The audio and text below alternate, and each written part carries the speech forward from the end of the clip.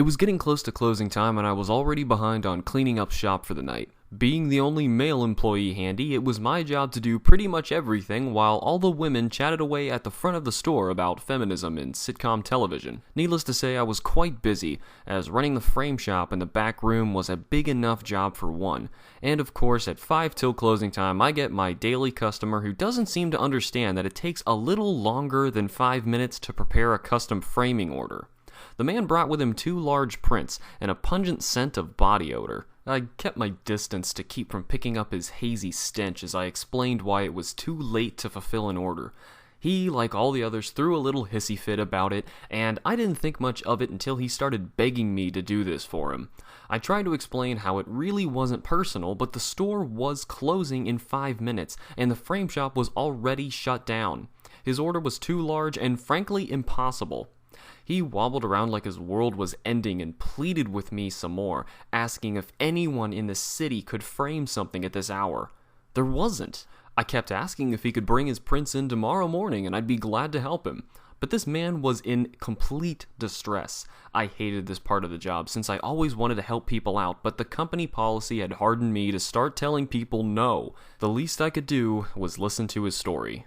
His best friend was dying of cancer. They'd been friends their whole lives, and for his friend to be suddenly taken away seemed so sudden and unfair. He'd spent the last week with his friend, sitting in a large empty room in his friend's house where his huge and impressive gun collection was once displayed. His friend loved nothing more than hunting and collecting guns, and had amassed a very valuable collection that was all sold away to pay for his hospital expenses. But now, he didn't have much time left, and his most prized room was completely barren. They sat in the empty room together as his friend looked around and said, "You know, I never even got to take a picture." It seemed like such a slow and painful way to go, but to give up everything you've ever cared about just to stay alive a few more weeks just wasn't worth it anymore. He didn't have much time left. But this morning, the man found something amazing on his phone he'd long forgotten about. A massive panoramic picture of his friend's gun collection. He raced out of there to get it printed as soon as he could, keeping the picture a secret from his friend for a surprise gift. But problems arose at each printing location as he scrambled to surprise his dying friend at the hospital. Hours later, he finally acquired the 2 prints. One was large, at around 12 by 40 inches. The other was enormous, at about 3 by 10 feet. He laid out the prints on the table and begged me to help him. He needed this last thing for his friend, to give him back everything he cared about in his life before he died. Which, according to the doctors, was soon. They said his friend wouldn't live through the night. The man stood in front of me, crying and begging now to help him. I checked the time, badly wanting to help him, but knowing I'd be in serious trouble if I did. It was 2 minutes till closing, and the manager paged me in the shop. She must have been watching me on the cameras, because she told me to, quote, "shove that bum out of the store and get back to closing duties." I assured her it would all work out. I hung up and turned to the man, who said, "They want me gone, don't they?" I thought for a moment, and finally responded, "Yep. We better get cracking then." His eyes sprung wide open as I quickly sped through schematics on how we could do this.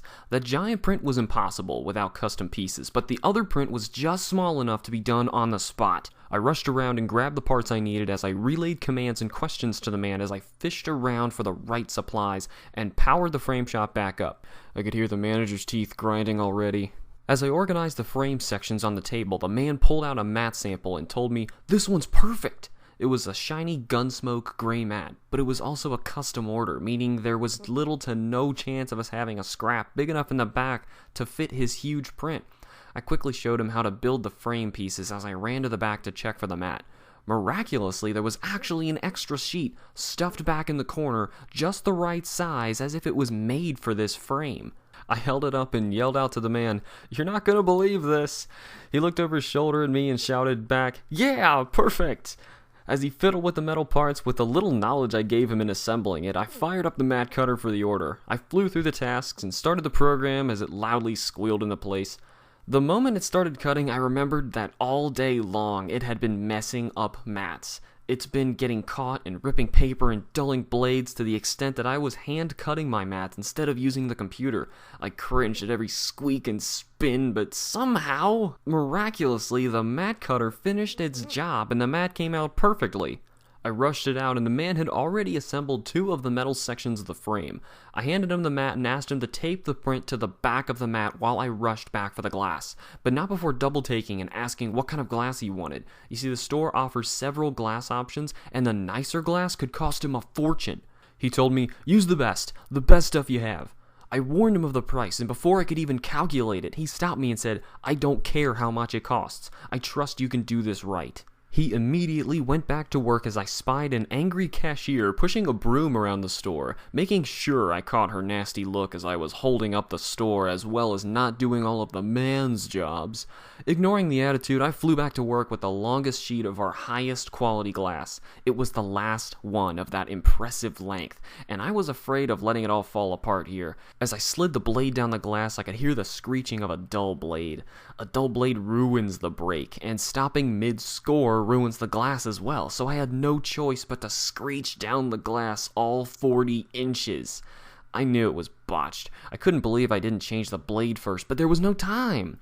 The man yelled back to me, "How's it going in there?" I hit the glass out of frustration, breaking it perfectly down the serrated edge I just scored. The cut was so clean, I stared at it for a moment in disbelief before responding to him. "It's fine.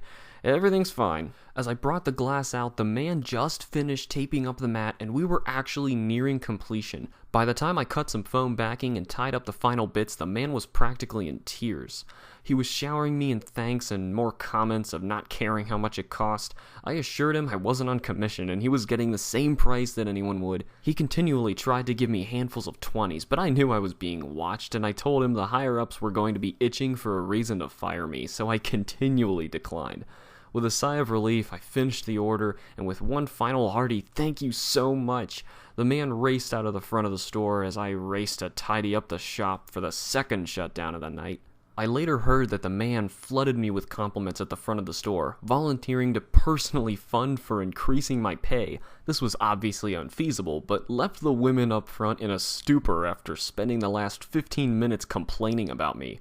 He literally danced out of the store and drove straight to the hospital to visit his friend for the last time.